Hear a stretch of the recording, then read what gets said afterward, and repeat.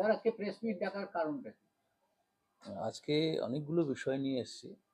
যে গত 9 তারিখে হায়ার এডুকেশন ডিপার্টমেন্ট থেকে একটা অর্ডার বেরিয়েছে এবং সেখানে পরিষ্কার বলা আছে যে 3 তারিখ থেকে আমাদের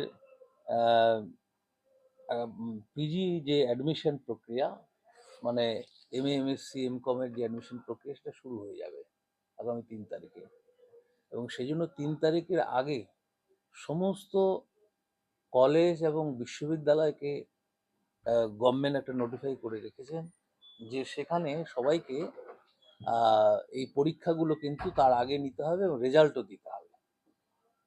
এটা গভর্নমেন্ট একটা অর্ডার, এবং সেই অর্ডারটা আমরা পেয়েছি গত 9 আগস্ট আমাদের কাছে এসছে।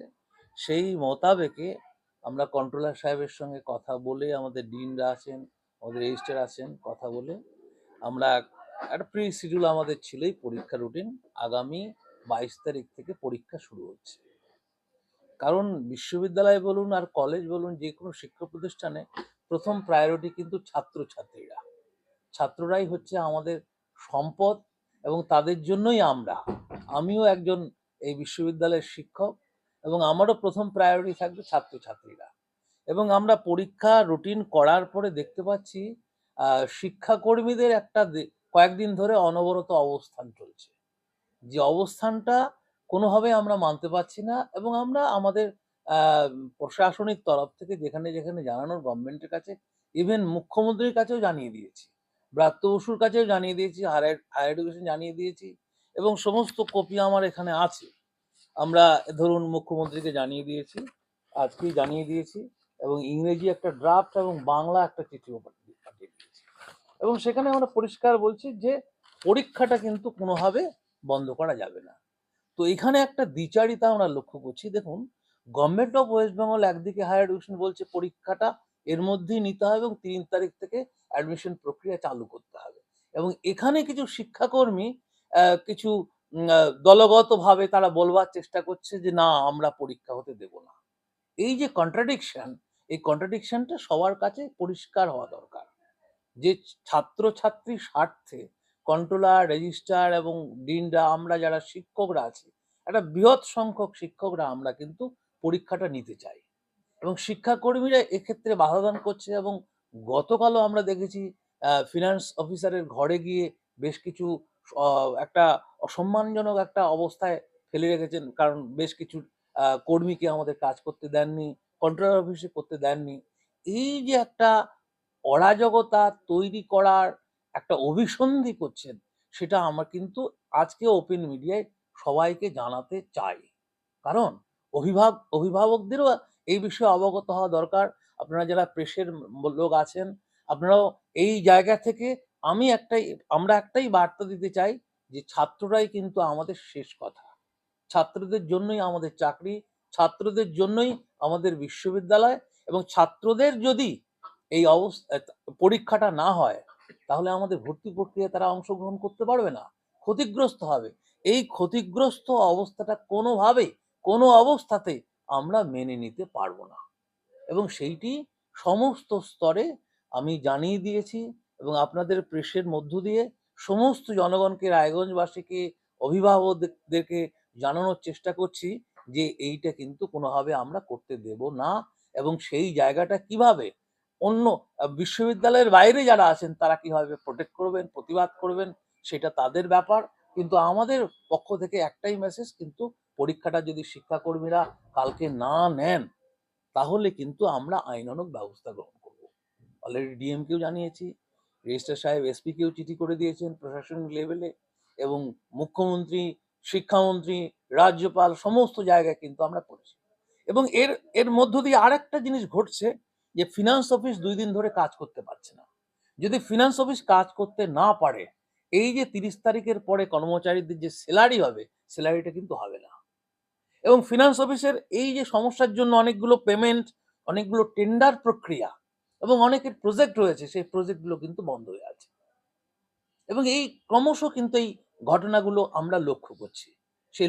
সেই ঘটনাগুলো জনগণের সামনে পরিষ্কার হওয়া দরকার।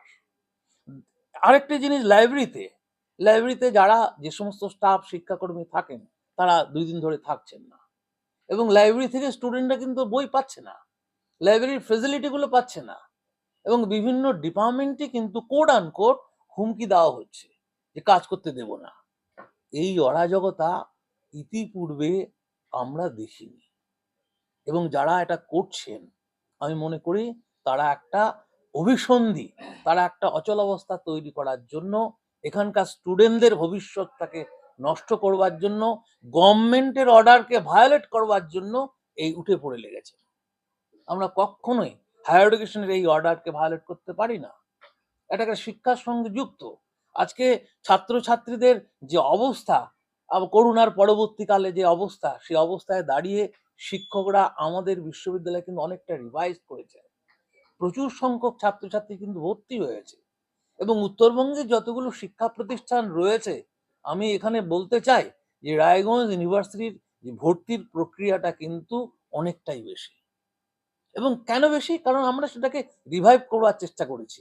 কিন্তু শিক্ষাকর্মীরা যেভাবে যে ধরনের আচরণের মধ্য দিয়ে এই শিক্ষা ব্যবস্থাকে, পরীক্ষা ব্যবস্থাকে অচল করবার একটা অভিসন্ধি করেছেন, তার আমি দৃঢ় প্রতিবাদ জানাই। এবং এই গার্জিয়ানদের কেউ এই মেসেজটা দিতে চাই, এখানকার জনগণকেও মেসেজটা দিতে চাই, আমরা আধিকারিক, শিক্ষক এবং সমস্ত স্তরের যে লোকেরা আছি, তার একটা ব্যাপক সংখ্যক মানুষ কিন্তু পরীক্ষা নেওয়ার পক্ষে। একটা ক্ষুদ্র সংখ্যক শিক্ষাকর্মী তারা কিন্তু একটা বিশেষ কারণে, যেহেতু একজনকে আমরা সাসপেনশন করেছি, আপনারা জানেন তপন নাগকে আমরা সাসপেনশন করেছি, কারণ একটা দীর্ঘদিন ধরে তিনি নানা প্রক্রিয়াকে, সিস্টেমটাকে ভেঙে দেওয়ার চেষ্টা করছে, তার নামে প্রচুর এলিগেশন রয়েছে, সেজন্য সাসপেনশন করা হয়েছে। এবং এই সাসপেনশনটা কিন্তু ইউনিভার্সিটির যে স্ট্যাটুস রয়েছে সেই স্ট্যাটুস অনুযায়ী আমরা করেছি, এবং সেই সাসপেনশনের পরিপ্রেক্ষিতে একটা কমিটি হয়েছে, সেই কমিটি কিন্তু বিচার করবেন, পরবর্তী পদক্ষেপ গ্রহণ করবেন। এখানে কোনো ধরনের এই অভিসন্ধির কাছে, কোনো ধরনের বিশৃঙ্খলার কাছে আমরা কিন্তু মাথা নত করবো না। একটাই কারণ, যে ছাত্রছাত্রীরা আমাদের ভবিষ্যৎ, ছাত্রছাত্রীদের স্বার্থকে আগে দেখতে হবে, এবং গভর্নমেন্ট অর্ডারকে যদি কেউ, ওয়েস্ট বেঙ্গল গভর্নমেন্টের এই হায়ার এডুকেশন অর্ডারকে কেউ ভায়োলেট করতে চান, তাহলে কিন্তু আমরা যথোপযুক্ত ব্যবস্থা গ্রহণ করব। ব্যবস্থা নিতে পারেন? আমরা দেখছি সবটা, আমরা ভিডিও ফুটেজে দেখছি কারা কোথায় কি করছে, আমরা অবজার্ভে রেখেছি। যে যদি সেই ধরনের ব্যবস্থা তৈরি হয়, তাহলে আমার আইনানুগ যে বিশ্ববিদ্যালয়ের যে নিয়ম রয়েছে, সেই নিয়মের মধ্য দিয়ে আমরা কিন্তু পরবর্তী ব্যবস্থা এই নেব। অবস্থার মধ্যে কি পরীক্ষা হতে পারে? কিভাবে সম্ভব? এই অবস্থার মধ্যে কেন পরীক্ষা হবে না? একটা বিস্তৃত সংখ্যক টিচার আমাদের পক্ষে, তারা বলছেন যে আমরা আজকে ওয়েব কুবার কয়েকজন আমরা আমাদের বলেছিলেন যে পরীক্ষা নেব না, আজকে তারা বলছেন, ফোনে আমাকে বলছেন না পরীক্ষা হবে।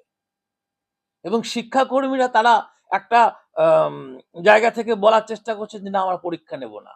এই দ্বিচারিতা কিন্তু ঠিক নয়। লাইব্রেরি বন্ধ, এক- পড়ুয়ারা তো বইও নিতে পারবে না লাইব্রেরি। হ্যাঁ, এই মুহূর্তে যেহেতু কালকে থেকে পরীক্ষা শুরু হচ্ছে, কালকে থেকে বই নেওয়ার কোনো প্রশ্ন নেই, এবং মূল ব্যাপারটা হচ্ছে এক্সামিনেশন।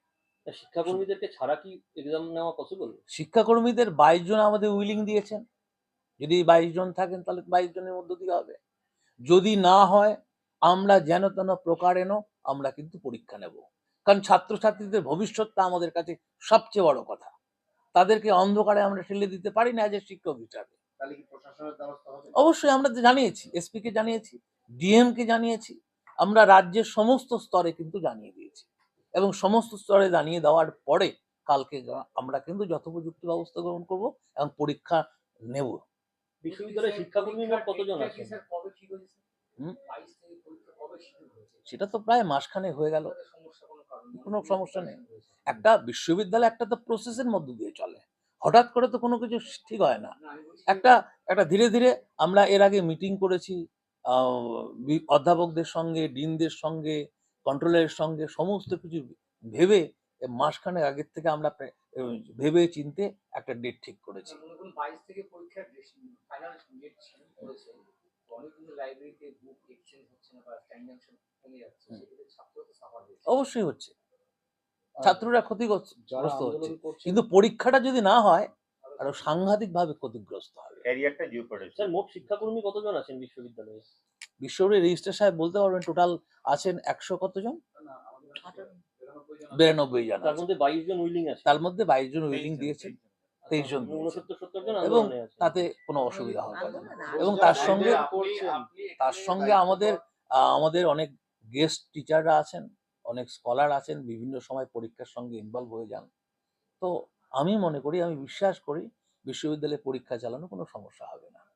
কিন্তু যারা এই পরীক্ষার নামে দ্বিচারিতা করছেন, গভর্নমেন্ট অর্ডারকে ভায়োলেট করবার চেষ্টা করছেন, সেই প্রশ্নটা কিন্তু পরীক্ষার পরে আমরা যথোপযুক্ত আইনানুগ ব্যবস্থা গ্রহণে যাব। সুতরাং আমাদের বিশ্ববিদ্যালয়ের প্রথম কাজ হচ্ছে ছাত্রছাত্রীদের স্বার্থটাকে দেখা। ছাত্র আগামীকাল 11টা থেকে পরীক্ষা। কতদিন চলবে? তাহলে কি কলেজে একটা অন্যরকম পরিস্থিতি হওয়ার সম্ভাবনা দেখুন, আশঙ্কা আমি কিছু করি না। যা পরিস্থিতি হবে, আমাদের যে অফিসার রয়েছেন, টিচার্স রয়েছেন, তারা মুভ করবেন। এবং এর থেকেও আরো বড় আশঙ্কা আমি করিনি, হয়ে গেছে। রাত 2টো পর্যন্ত ঘেরাও ছিলাম বিশ্ববিদ্যালয়ের স্বার্থে, এজ এ শিক্ষক হিসাবে। সুতরাং কোনোটার আশঙ্কা নয়। ভালো মন্দ যাহাই আসুক, সত্যের লহ সহজ, সত্যটা আমাকে গ্রহণ করতে হবে। না, কালকে ইউজি পরীক্ষা শুরু হচ্ছে। 22 তারিখ থেকে শেষ হবে কবে? দেখুন, আমাদের তো অনেকগুলো, আমাদের ইউজি পিজি আছে, প্রায় মাসখানেক পরীক্ষা চলবে। তাহলে 3 তারিখ থেকে যে পিজি অ্যাডমিশন প্রসেস শুরু হ্যাঁ, হবে সেটা কোন সেটা মাসের 3 সেটা 6 সেমিস্টার। যারা 6 সেমিস্টারে পরীক্ষা দিচ্ছে তাদের রেজাল্টটা আমাদের 2 তারিখের মধ্যে দিতেই হবে। তো সেটা কি পসিবল? হ্যাঁ, তার জন্য আমরা সমস্ত মেকানিজম কিন্তু তৈরি করে শুধু রেখেছি। এখানে নয়, এটা তো গোটা এবং গোটা বাংলাদেশেই হবে। পশ্চিমবঙ্গে এটা হচ্ছে। স্যার, আপনি দায়িত্ব পাওয়ার পর থেকেই দেখা যাচ্ছে বিজেপি বনাম তৃণমূল এই প্রসঙ্গটা বারবার বিশ্ববিদ্যালয়ে উঠে আসছে, এবং আজকেও যারা আন্দোলন করছেন তারাও বলছেন আপনাকে কোট আনকোট বিজেপির ভিসি, রাজ্যপাল মনোনীত বিজেপির ভিসি, এবং তারা তৃণমূল বলছে। এই তৃণমূল বনাম ভিসি বা বিজেপি, এই যে দ্বৈরথ, এটা তো একটা চরম অচলাবস্থা তৈরি হয়েছে। শুনুন, কোথাও আগুন লাগলে তার থেকে তো আমরাও বাদ যাব না। সুতরাং আমরা তো বাইরে নই।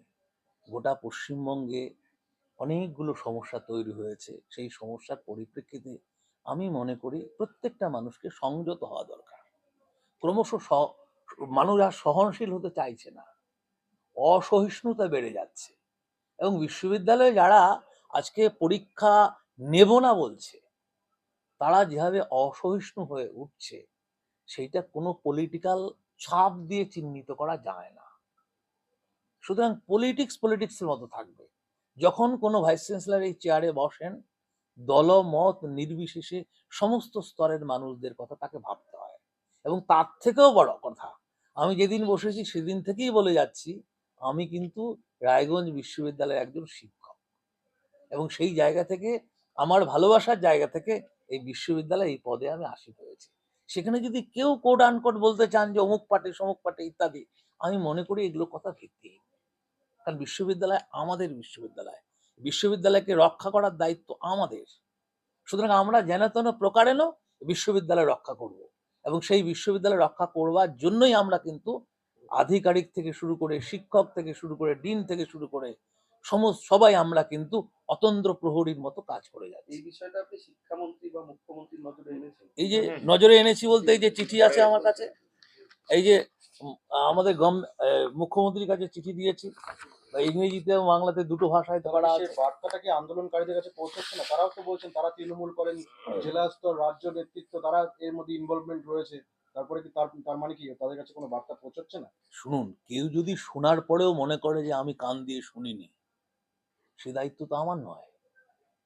সুতরাং বুঝতে হবে তাদের বোধোদয় ঘটবে। আমি মনে করি তাদের বোধোদয় ঘটবে। তারাও বাইরের কেউ নন, আমাদের শিক্ষাকর্মী, এবং আমরা যেহেতু সর্বস্তরে জানিয়ে দিয়েছি, নিশ্চয়ই তাদের বোধোদয় ঘটবে। এবং আমি আবারও বলছি, এই আজকে প্রেস ডাকার কারণে হচ্ছে, আমি অভিভাবকদের এই বার্তা দিতে চাই যে কি হচ্ছে, এবং এখানকার স্থানীয় জনগণকে বার্তা দিতে চাই যে আজকে রায়গঞ্জের মতো জায়গায় একটা বিশ্ববিদ্যালয় হয়েছে, এই বিশ্ববিদ্যালয়টাকে লালন পালন করার দায়িত্ব আমাদের, ভেঙে ফেলার দায়িত্ব আমাদের নয়।